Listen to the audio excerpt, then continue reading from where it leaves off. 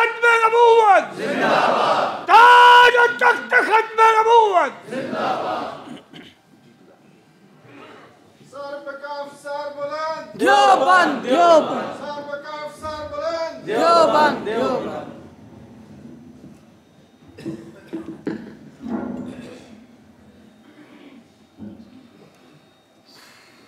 کہ باہر جاتی ہوں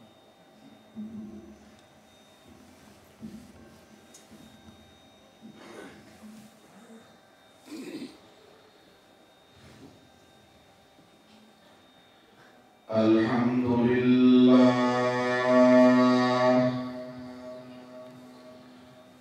الحمدللہ وکفی والصلاة والسلام علی سید الرسل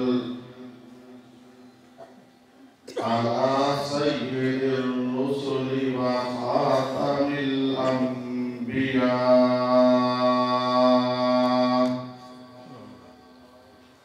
وعلى آله المجتبى أما بعد أعوذ بالله من الشيطان الرجيم بسم الله الرحمن الرحيم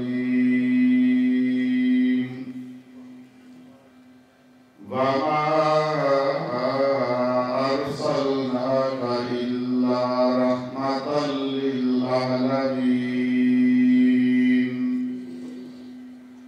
كان النبي صلى الله عليه وسلم أول الأنبياء آدم وآخرهم محمد صلی اللہ علیہ وسلم۔ صدق الله العظيم وصدق رسوله النبي الكريم۔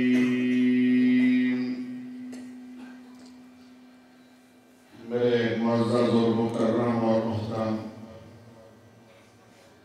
حضرات علماء کرام، اساتذہ نظام، بزرگان دین، شیوخ حدیث، میرے معزز اور مکرم تجار برادری، ڈاکٹر حضرات، میں آپ سب کی عظمتوں کو سلام کرتا ہوں۔ میرے سامنے تشریف فرما میرے معزز اور مکرم اور محترم غیور اور باضمیر راولپنڈی کے واسیوں، السلام علیکم۔ وعلیکم السلام۔ عشاء کی نماز کے بعد سے مسلسل تحفظ ختم نبوت کانفرنس اپنے مقصود کی طرف رواں ہے۔ مجھ سے قبل بہت سارے ہمارے اکابرین اور بہت سارے تجار برادری کے تاجر حضرات آپ سے ماہر گفتگو ہو چکے۔ میں بھی حصول سعادت کے لیے مختصر وقت میں 2-3 باتیں عرض کیے دیتا ہوں۔ رحمت کائنات، مقصود کائنات، سردار انبیاء محمد مصطفیٰ احمد مجتبیٰ، اونچی آواز سے کہیے صلی اللہ علیہ وسلم، اونچی آواز سے صلی اللہ علیہ وسلم، صلی اللہ علیہ وسلم کے تشریف لے آنے کے بعد میرے اللہ نے ہمیشہ ہمیشہ کے لیے اس سلسلہ نبوت کی تکمیل کر دی۔ آپ صلی اللہ علیہ وسلم اللہ کے آخری اور خاتم النبیین ٹھہرے۔ سب سے پہلے نبی حضرت آدم علیہ السلام، سب سے آخری نبی محمد رسول اللہ صلی اللہ علیہ حضرت وسلم۔ آدم علیہ السلام سے پہلے کوئی نبی نہیں تھا۔ آپ صلی اللہ علیہ وسلم کے بعد اب قیامت کی صبح تک کوئی نبی پیدا نہیں ہوگا۔ اس عقیدے کو عقیدہ ختم نبوت کہا جاتا ہے۔ مجھ سے قبل بہت سارے میرے اکابرین نے قرآن مجید کے حوالے سے اور احادیث مبارکہ کے حوالے سے ختم نبوت کے دلائل پیش کیے۔ سارے میرے اکابرین نے، امام ابو حنیفہ، امام اعظم حضرت امام مالک، امام احمد بن حنبل رحمہ اللہ کے حوالے سے بھی گفتگو فرمائی۔ میرے ایک اکابر نے 1953 کی تاریخ کے حوالے سے بھی گفتگو فرمائی۔ قادیانیت کے عقائد اور نظریات اور ان کا دجل اور فریب کے حوالے سے بھی گفتگو ہوئی۔ رحمت کائنات صلی اللہ علیہ وسلم اللہ کے آخری نبی اور خاتم النبیین کے ہونے سے بھی گفتگو ہوئی۔ اچھا یہ تھا کہ آج یہ تاجر حضرات کی کانفرنس ہے، سارے خطیب تاجر ہوتے، ہم سارے علماء ان کے سامعین ہوتے۔ آخر میں دعا بھی تاجروں کے صدر صاحب فرماتے یہ بہت اچھا ہوتا۔ چلو مجھے حکم ہوا ہے، میں کھڑا ہو گیا ہوں۔ مرزا غلام قادیانی نے صرف نبوت کا دعویٰ نہیں کیا، کہتے ہیں کہ اس نے نبوت کا دعویٰ کیا۔ میرے دوستو، نبوت کا دعویٰ تو اسود انسی نے بھی حضور کے بعد کیا۔ نبوت کا جھوٹا دعویٰ تو مسیلمہ کذاب نے بھی حضور کے بعد کیا۔ اسود انسی کہتا تھا کہ میں بھی نبی ہوں، حضور بھی نبی ہیں، میں چھوٹا ہوں اور آپ صلی اللہ علیہ وسلم بہت بڑے ہیں۔ مسیلمہ کذاب نے بھی نبوت کا جھوٹا دعویٰ کیا۔ وہ یہ کہتا تھا کہ میں چھوٹا ہوں، آپ صلی اللہ علیہ وسلم بہت بڑے نبی ہیں، میں دیہاتوں کا ہوں، حضور شہروں کے نبی ہیں۔ مرزا غلام قادیانی نے جن الفاظ کے ساتھ نبوت کا جھوٹا دعویٰ کیا ہے، مرزا غلام قادیانی کہتا ہے کہ میں بعینی ہی وہی محمد ہوں جو 1400 سال پہلے تشریف لائے تھے۔ اس محمد نے 2 مرتبہ آنا تھا، ایک مرتبہ مکہ مکرمہ میں، دوسری مرتبہ وہی محمد رضے کی شکل میں قادیان میں۔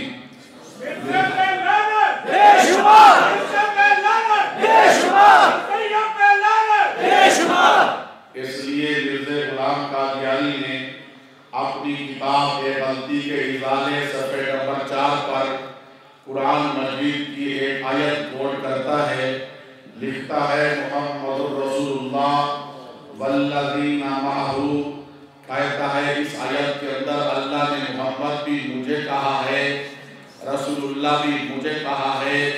مرزا غلام قادیانی یہاں بھی نہیں رکا، اس سے آگے بڑھ کر کہتا ہے کہ میں علم کے لحاظ سے، میں تقوی کے لحاظ سے، میں حسن کے لحاظ سے وہی محمد ہوں جو 1400 سال پہلے آئے تھا۔ اس محمد میں اور مجھ میں جو فرق کرے گا وہ کافر ہو جائے گا۔ ایک بدبخت اور بد نصیب جس کا چہرہ بھی عیب زدہ، جس کی ایک آنکھ بھی نہیں، اور وہ کہتا ہے میں حسن کے لحاظ سے وہی محمد ہوں، گویا کہ یہ بد نصیب یہ پیغام دے رہا ہے کہ جیسے میری شکل آئے نعوذ باللہ حضور بھی ایسے تھے۔ میرے دوستوں، وہ یہاں بھی نہیں رکا، اس سے آگے بڑھ کر مرزا غلام قادیانی کہتا ہے حضور آخری نبی نہیں، اب میں نبی ہوں اور میں آخری نبی ہوں۔ یہاں بھی اس نے بریک نہیں لگئی۔ اس سے آگے بڑھ کر کہتا ہے کہ جو شخص حضور کو آخری نبی مانتا ہے، حضور کا کلمہ پڑھتا ہے، وہ سارے کافر ہیں۔ اب مسلمان وہ ہے جو مجھے نبی مانتا ہے۔ یعنی بھی اس نے بریک نہیں لگائی۔ اس سے آگے بڑھ کر مرزا غلام قادیانی کہتا ہے جو حضور کو دیکھتے تھے ایمان کی حالت میں، وہ صحابی نہیں، اب صحابی وہ ہوگا جو مرزا غلام قادیانی کو دیکھے گا۔ مرزا غلام قادیانی نے یہ بھی کہا جو حضور کی ازواج جو ہیں وہ امہات المومنین نہیں، اب جو میری بیوی ہے وہ ام المومنین ہے۔ مرزا قادیانی نے یہ بھی کہا حضور کا گھرانہ اہل بیت نہیں بلکہ میرا گھرانہ اہل بیت ہے۔ مرزا قادیانی نے یہ بھی کہا ایک شخص مسلمان ہے، وہ نماز پڑھے، روزہ رکھتا ہے، حج کرتا ہے، عمرہ کرتا ہے، بیت اللہ کا شریف کا طواف کرتا ہے، اعمال صالحہ کرتا ہے، تبلیغ کرتا ہے، ہمسایوں کے حقوق ادا کرتا ہے، جس وقت اس دنیا کو چھوڑے گا وہ سیدھا جنت میں جائے گا۔ میں اور آپ یہ کہتے ہیں، مرزا غلام قادیانی کہتا ہے نہیں، جتنا مرضی تم اعمال صالحہ کرو تم سارے جہنمی اور دوزخی ہو۔ اب جنت میں وہ جائے گا جو مرزا غلام قادیانی کی نبوت کا اقرار کرے گا۔ مرزا قادیانی نے یہ بھی کہا جو تمہارے ہاتھ میں قرآن مجید ہے یہ آسمانی آخری کتاب نہیں، اب آسمانی آخری کتاب وہ جو میں اپنے ہاتھ سے تذکرہ نامی کتاب لے کر لایا ہوں۔ اس دجل کا نام، اس فراڈ اور دھوکے کا نام ہے قادیانیت۔ ان بدبخت اور بد نصیبوں نے ٹائٹل کو باقی رکھا، معنی اور مفہوم کو بالکل بدل کے رکھ دیا۔ ٹائٹل ہے نبوت، وہ کہتا ہے اس سے مراد مرزا غلام قادیانی۔ ٹائٹل ہے ام صحابی، وہ کہتا ہے اس سے مراد مرزے کو دیکھنے والا۔ ٹائٹل ہے ام المومنین، وہ کہتا ہے اس سے مراد مرزے کی بیوی۔ ٹائٹل ہے اہل بیت، وہ کہتا ہے اس سے مراد مرزے کا گھرانہ۔ ٹائٹل ہے مسلمان، وہ کہتا ہے اس سے مراد مرزا غلام قادیانی کو ماننے والا۔ ٹائٹل ہے جنتی، وہ کہتا ہے اس سے مراد مرزا قادیانی کی نبوت کا اقرار کرنے والا۔